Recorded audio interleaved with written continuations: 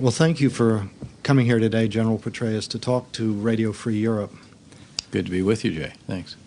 As you know, General, the debate over Guantanamo and enhanced interrogation techniques have become topic A in Washington. In your view, does the closing of Gitmo and the abandonment of those techniques complicate the U.S. mission in Iraq, Afghanistan, and in the overall struggle against violent transnational extremist groups, or does it help it? I think on balance that those moves help it. In fact, I have long been on record as having testified and also in helping write doctrine for interrogation techniques that are completely in line with the Geneva Convention. And as a division commander in Iraq in the early days, we put out guidance very early on to make sure that our soldiers, in fact, knew that we needed to stay within those guidelines. With respect to Guantanamo, I think that the closure in a responsible manner, obviously one that is certainly being worked out now by the Department of Justice. I talked to the Attorney General the other day. They have a very intensive effort ongoing to determine indeed what to do with the detainees who are left, how to deal with them in a legal way, and if continued incarceration is necessary, again, how to take that forward. But doing that in a responsible manner, I think, sends an important message to the world, as does the commitment of the United States to observe the Geneva Convention when it comes to the treatment of detainees. Thank you. With the approach of the June 20 deadline for the withdrawal of U.S. troops from Iraq's cities, is there a danger that you are removing a key component of a successful security strategy before the Iraq government and military are ready to handle things on their own? Well, actually, we've been handing over cities and indeed entire provinces to the Iraqi security forces for years at this point. The question, it revolves around a couple of key cities in which we still have a presence: Baghdad, Mosul, Bakuba to an extent, and ensuring that the Iraqi forces there are certainly ready to ensure the security after the departure of our forces from their streets, which is a process that has already been ongoing. We believe that the Iraqi forces indeed can take this forward. They are in considerably better shape, much more capable, and certainly more numerous than they were at the beginning of the surge. There are over 600,000 Iraqi soldiers, Iraqi police, who are helping to take on the security burdens of their country, and we believe that they can do that. Having said that, there will be periodic attacks, as there have been in the past, as al-Qaeda tries to reignite the sectarian violence that caused such horrific loss of life in the winter of 2006 and into 2007. It is very important to recognize, though, that even as we have seen some of these tragic losses, even just last week, for example, in a so-called sensational attack, a suicide bombing inside Baghdad, that the level of violence remains vastly reduced. It's down from 160 attacks per day on average in June of 2007 to between 10 and 15 attacks per day over the last 5 or 6 months. And that has remained there despite, again, these occasional sensational attacks, which do indeed cause very tragic loss of life. We know that money from various Saudi and other Gulf states has been the lifeblood of Islamist extremism, including the Taliban.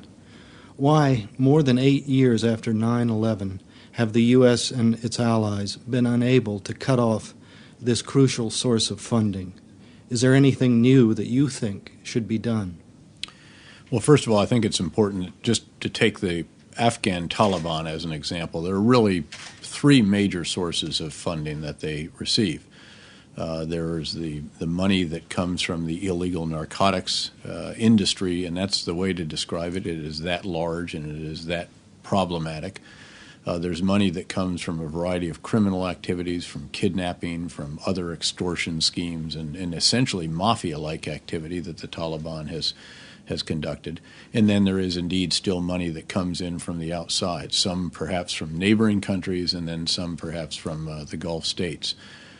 Saudi Arabia, if asked this question, by the way, because I have had discussion with Saudi leaders about this, and most recently the Saudi ambassador in Washington, I think rightly would say, you tell me the names of the people and the bank accounts, and we will shut it down, because they have been, in fact, quite vigilant in shutting down certainly state-sponsored provision of money to extremist elements, and when it can be identified, when it can be found, any private activities that are similar to that. But again, these are large countries. There are staggering amounts of wealth in some of these countries. The Hawala system through which much of this is transmitted is very difficult to track. It's not computerized, needless to say. It's relatively clandestine in nature, and it's somewhat impervious to the kinds of financial forensics that we can use with transfers that work through actual banking systems.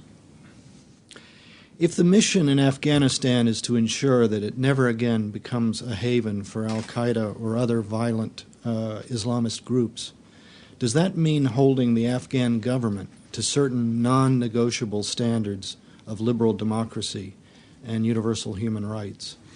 Well, certainly there's no question that the Afghan government needs to do a better job in terms of achieving the support of its own people, to be seen as legitimate and serving those people. And I think President Karzai would be the first, in fact, to note that, and to note that some of the corruption that has been so widely publicized and has caused such problems, some of the predatory practices by some elements or individuals of the greater Afghan government indeed need to be curtailed and stopped. It is hugely important that they carry out those actions. There are ambitious anti-corruption programs, for example, in the Ministry of Interior, launched by Minister Otmar, that are quite impressive. But there obviously needs to be a vast amount more attention given to this if, again, this government is to be seen by the people as serving them and to be worthy of their support.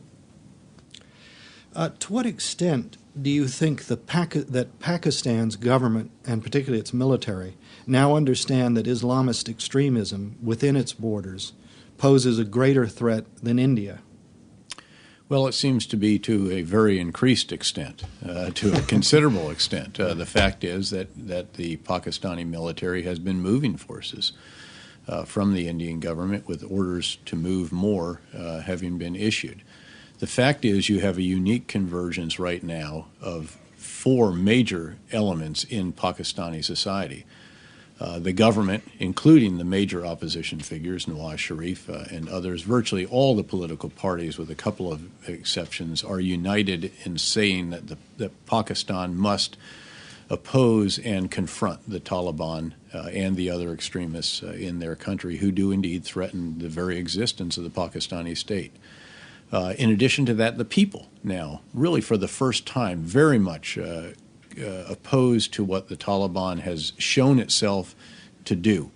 There was some hope, I think, at one time that perhaps the Taliban could provide something that the government was not providing, speedy justice, swift justice, as they say, in the Northwest Frontier Province. That now has been shown to be a myth, and in fact the oppressive practices that the Taliban brought into Swat and then into Bunir and Lower Dir, for example, showed what the rest of Pakistan would have if, in fact, the Taliban was allowed to expand its oppressive practices further. You also have, uniquely, the religious leaders have issued fatwas against the Taliban, and with all of this, certainly the Pakistani military is very aggressively prosecuting the campaign in the Northwest Frontier Province and also continuing its activities in the federally administered tribal areas.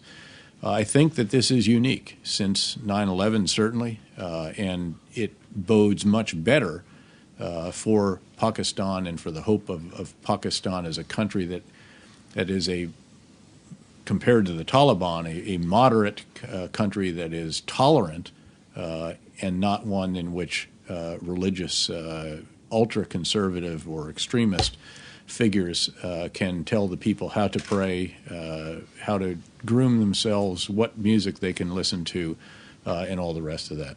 Right. Thank you. While the counterinsurgency strategy you advocate concentrates on winning hearts and minds, the human terrain, as the U.S. military now calls it, Coalition airstrikes against insurgents in Afghanistan appear to be having exactly the opposite effect. Do you see this problem being resolved anytime soon?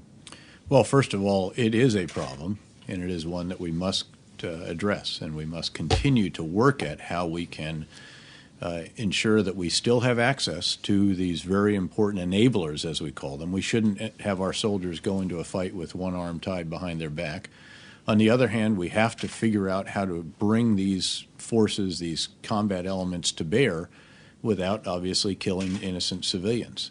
And it's very, very difficult in some cases because the Taliban has been shown to use civilians almost as human shields, or at least to provoke firing into areas where there are civilians. There is a tactical directive that was issued by General McKernan, the ISAF commander.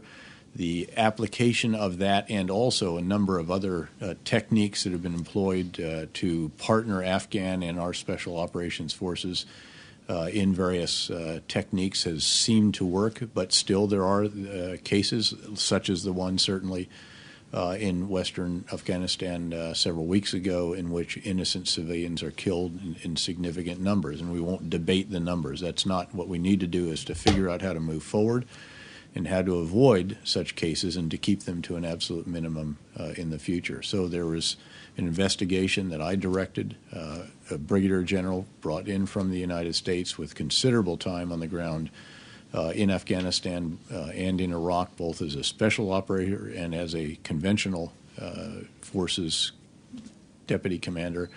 And he is looking at this with a team. I will meet with them in Kabul, in fact, tomorrow night, review the initial findings as they finalize their investigation, and then see what that says about the need or to either modify the directive to suggest that to the NATO authorities, or at the very least to ensure the very proper training and education of our forces on the application of that directive. The Taliban and other Afghan insurgent groups are insisting on a U.S. pullout as a condition for peace talks, while your idea of reconciliation is a bottom-up, localized approach, peeling away the foot soldiers from the hardline core. How do you see reconciliation actually moving forward in Afghanistan? Well, I think it is most probably to be more of a bottom-up approach. I think that negotiating with individuals who think that they are in the ascendant, who have some degree of momentum, at least in their own minds, certainly have increased the level of violence in Afghanistan significantly in the past 2 years, whose criteria is to remove those who are most helping the Afghan government, obviously doesn't hold much promise for improved security or progress for the Afghan people. So most likely it is to be local elements to help re-empower, re-establish the traditional social structures, the mullah, the malik, the tribal elders, the religious leaders at local levels who traditionally have always ensured the resolution of disputes at local levels, who have looked after the people of their tribes and so forth, while helping to extend the national government, and so that the two of those can connect in a productive and constructive manner. I think that is more likely to be the road ahead, but clearly what you want to do is to determine who are the reconcilables, who are the irreconcilables, and we should not shrink from the fact that the irreconcilables have to be killed, captured, or run out of the country. The Central Asian states all agree that the region's biggest security problem right now emanate from Afghanistan. Given that, why, in your opinion, has it been so difficult for some of them to commit more firmly to helping the U.S. and NATO efforts? Well, I think if I could discuss what perhaps might be most beneficial for the Central Asian states and really all of the countries, including my own and Russia and the other great powers of the world, indeed would be to recognize that the common threats to the Central Asian states, and that those are extremism coming out of Afghanistan, Pakistan, from the south, if you will, and the illegal narcotics industry that has enslaved so many people in the Central Asian states, even in Iran, by the way, and works its way up into Russia as well.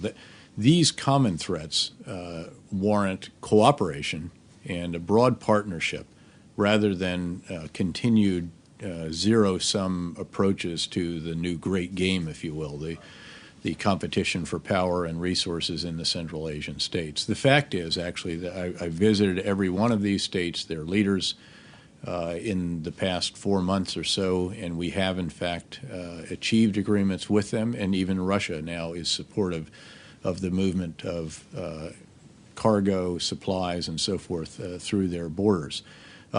Different arrangements with different countries, very important agreement with Uzbekistan in particular, because all roads do lead through Uzbekistan into Afghanistan.